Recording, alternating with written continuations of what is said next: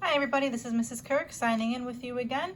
Thanks a lot for tuning in. I'm going to go over with you today how to find the product and quotient rule. This is our 6th day of notes in our chapter 13, and we're going to also learn about something called de Moivre's theorem. So just like any video here, if I'm moving too quickly, please use the pause key button and get yourselves caught up here. So here we go. I've got my notes started, and again, if you need to pause it, please go ahead. But I've got my rules here. The product rule is when you take R1 times R2 cis theta 1 plus theta 2. The quotient rule is R1 divided by R2 cis theta 1 minus theta 2. So just to go through that, product is multiplication. So you multiply the R values and you add the angles.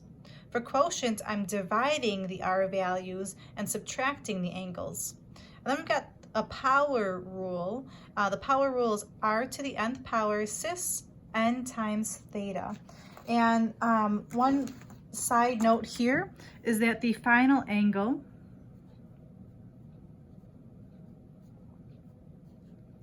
should be between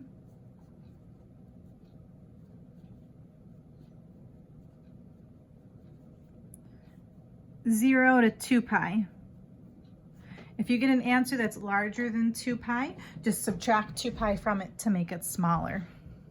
So I've got my first example here. Again, pause the video if you need to. But I've got two values here. M is 3 cis 40 degrees. N is 4 cosine 100 degrees plus I sine 100 degrees. Now, the first part here, part A, says to multiply M times N. So I'm going to go back to the top here, and I've got my product rule written down. I'm going to just follow that rule. Well, R1 and R2, in this case, R1 would be 3, and R2 would be 6. I'm going to write down the formula, I guess, because, there's a lot of formulas in this course, so the more times I write it down, the better chance I'll have of remembering it. All right, so there's the formula. Now R1 is my first R value. In this case, it's 3. R2 is 6. Then I've got my cis. Theta 1 in this case is 40 degrees. And theta 2 is 100 degrees. So now I just evaluate this. This becomes 18 cis 140 degrees. And at this point for today, that's all I'd like to evaluate, just to see if you understand how to plug into the formulas. Part B says to divide it, so I'm going to follow the quotient rule over here. The quotient rule says to take R1 divided by R2, cis theta 1, minus theta 2. So in this case, R1 is the number 3, R2 is the number 6. I've got my cis, theta 1 is 40 degrees, and theta 2 is 100 degrees. So this is the same thing as 1/2 cis negative 60 degrees. So I'm just going to look at my final answer, and I'm noticing that my final answer is not between 0 and 2 pi, or between 0 and 360. This is a negative answer. So how could I make that positive? Well, if you think about it, negative 60 degrees would be going clockwise, but I want to go counterclockwise. A full circle is 360 degrees. 360 degrees take away 60 is 300 degrees. So this is the same thing as 1/2 cis 300 degrees. Another way of thinking about it for this question is if you have a negative angle, just add 2 pi or 360 degrees, and that should make it positive for you. Okay, so that was my question number 1. I'm going to slide up, and if you need to pause the video, please do so to get yourselves caught up. But here's my question number 2. The directions are going to be to simplify. And the question here is hard bracket 4, parentheses, cosine of 3 pi over 4 plus I sine 3 pi over 4, close the parentheses, close the bracket to the third power. And I'd like to have this in polar form.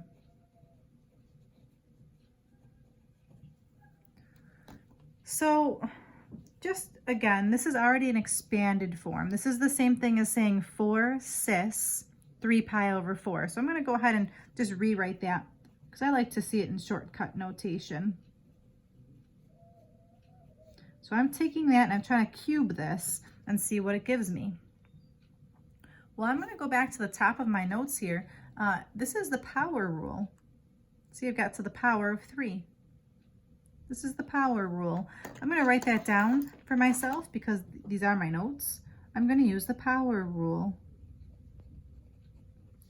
Or it's also called de Moivre's theorem. Okay, so I'm going to use the power rule. So from the top of my notes, I'm going to start by copying down what the rule says. It's r to the n, cis, and now you're going to multiply n times theta. So in this particular question, r is 4, n is 3, so it's 4 cubed, cis, n is 3, and theta is 3 pi over 4. 4 cubed I know is going to be the number 64. This will be cis. This is really 3 over 1. So 3 times 3 pi is really 9 pi. And then 1 times the 4 would be 4. So it's 9 pi over 4. Now the last part here I have to think about, is 9 pi over 4 between 0 and 2 pi? So I have to ask myself, is this between 0 to 2 pi? Well, hopefully you can recognize that 9 pi over 4 is more than one full rotation. In a circle, remember, full rotation would be 2 pi. Or in this case, if I need a common denominator, that's the same thing as 8 pi over 4. So one full rotation is 8 pi over 4. 9 pi over 4 would end up here. So how much is that extra little piece that I want? Well, if one full rotation is 8 pi over 4, this extra piece needs to be pi over 4 to get to be 9 pi over 4. So this reduces to be 64 cis pi over 4. And again, at our level, we're going to stop right there. It says convert this to polar form. This is polar form because it has a cosine, I, and a sine.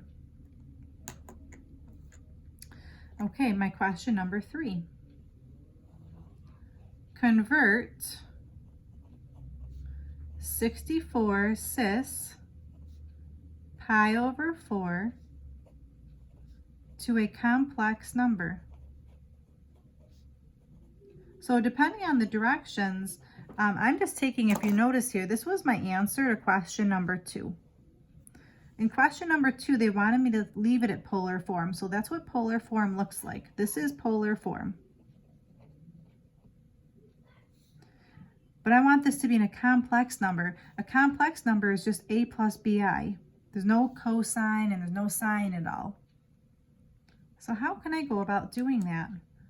Well, for this question, I actually think it's a better idea now to rewrite it in terms of the stretched out form. So cosine pi over 4 plus I sine pi over 4. Now, hopefully at this level you know what the cosine and the sine of pi over 4 are, but I'm going to refer back to this chart here. The cosine of pi over 4 is radical 2 over 2. The sine of pi over 4 is radical 2 over 2. I'm going to plug in those values that I know. So this becomes 64 times radical 2 over 2 plus I radical 2 over 2. Now to finish this question off, I'm going to go ahead and distribute the 64 into the problem. So this becomes 32 radical 2 plus 32I radical 2. I know this is going to be a complex number because there's no longer any sine or cosine in the problem. This would be my A, and B would be 32 radical 2. And then, of course, there's an I in there. I don't know why I put the I in front of the radical. It doesn't really matter where you put it. Okay, thank you for following along. I've got one last question for today. This is my question number 4. The directions are to write the square root of 3 minus I to the 6th power in simplest A plus BI form. Oh boy. Well, so for this question, it's really quite interesting. On the final exam, if you saw something like this and you just forgot everything having to do with polars, you could write this out 6 times and foil it and foil it and foil it and foil it and foil it some more to get your final answer. But I'm going to show you in our lesson today how you can use polars to simplify this. So the first thing I'm going to do is I'm going to convert this to polar. So I'm going to write that on the side here. The first thing I'm going to do is convert to polar. So for polar, I need an r and a theta. So I'm going to start with a squared plus b squared is equal to r squared. And I'm going to plug in what I know. Let's see, a is the number radical 3. B is the number -1. Remember, b is the number in front of I. And then square both of those things, and that's equal to r squared. So that's 3 plus 1, which is 4. 4 is equal to r squared, so that means r is equal to 2. Okay, what else do I need? I need an r, and I need a theta. So how do we find theta? Well, if you remember, there was that formula, tan theta is equal to b over a. So I've got tan theta is equal to -1 over radical 3, and I can rationalize that to get tan theta equals negative radical 3 over 3. With these questions, you want to go back and plot that original vector, radical 3 minus 1i. So essentially, if you're plotting radical 3 minus 1i, I'm plotting a positive number followed by a negative number. So positive followed by a negative would be someplace over here. And the reason I want to do that is so that I know what quadrant this is in. So this is going to be in quadrant 4. Let's see here. So we know the quadrant is quadrant 4. I'm doing my SRQ. The sign is negative, the reference angle. I'm going to go back to my handy sheet here. So I want to know the tangent of what angle is radical 3 over 3. The tangent of pi over 6. So my reference angle is going to be pi over 6 for this question. Okay, so let's see here. I know this angle is pi over 6, and I need the measure of theta, which is going all the way around this way. I know this is 2 pi, so 2 pi take away pi over 6 would be 11 pi over 6. So what did I just figure out? I just figured out that if I take this a plus bi vector, this simplifies or rewrites to be 2 cis 11 pi over 6. Excuse me. Okay, but I still haven't finished the question because the question says they want to raise this to the 6th power.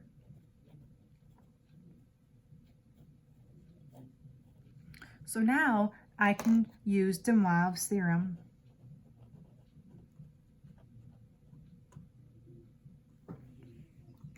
So I'm going to write down the theorem one more time to help me memorize it. And I know I'm using de Moivre's because I see that there's an exponent here. So de Moivre's theorem is r to the n cis n times theta. R is the number 2, n is the power, which in this case is 6, and then cis 6 times 11 pi over 6. And this is going to work out quite nicely. 2 to the 6 is the number 64. Cis, this 6 and this denominator can cancel and leave me with 11 pi. Now what do we know about 11 pi? 11 pi is much more than one full rotation. So what I'm going to make a note here is keep subtracting 2 pi until you get an answer that's between 0 and 2 pi. So let's do this. 11 take away 2 is 9. 9 take away 2 is 7. 7 take away 2 is 5. 5 take away 2 is 3. 3 take away 2 is 1. 1 pi is between 0 and 2 pi. So this really is the same thing as 64 cis pi. Okay, still that's not an a plus bi form. So now the last thing I'm going to do is convert this back. So we got the cosine of pi plus the I sine of pi. And the cool thing about this now is that pi is on the unit circle. It's going to be over here, and this is the coordinate -1, 0. So cosine is -1 and sine is 0, and I can finish this question off nicely. So this becomes 64. The cosine of pi is -1 plus I, the sine of pi is 0. Now you distribute the 64 and you get -64. In this case, you can write plus 0i if you would like, or you can leave it as -64. Okay, so what did I just figure out? I just figured out if I took this binomial vector and I raise it to the 6th power without having to FOIL it and refoil it and refoil it, I just used a little bit of knowledge about polars to come up with my final answer. Now, on the final exam, I really want you to be able to use your calculators to do some checks. So in this particular question, if this was in the calculator section of the final, I would encourage you to use your calculator to check, and this is how I would do it. I would turn my calculator on and go back to the original problem and type that in. Parentheses, the square root of 3 minus, now the I key is right here at the decimal. See, it's blue, so you have to push second first. So second decimal, close the parentheses and raise it to the 6th power. So your screen should look something like this. And if I push enter, it gives me the -64. So I just wanted you to be able to verify with your calculators if you did truly get this question correct. Now, a question like this honestly probably would be in the non-calculator part of the final, just because there is so much trigonometry in here. But now you know how to use your calculators to check for when you're doing your homework at least. Thank you so much for tuning in today. I really appreciate it. Please go back and rewind and take a look at the notes again as you're doing your homework. And today's homework will be homework 13-6. We're looking at page 609, questions 41 to 53, every other odd. And I did forget to write down the answers. The answers for this, if you are checking in the back of the book, we're looking at AN dash, let me see here, 72. And of course, my answer key is posted on WITS as well, so you can check that too. Until next time, stay safe, stay healthy, and I'll speak to you soon. Bye-bye.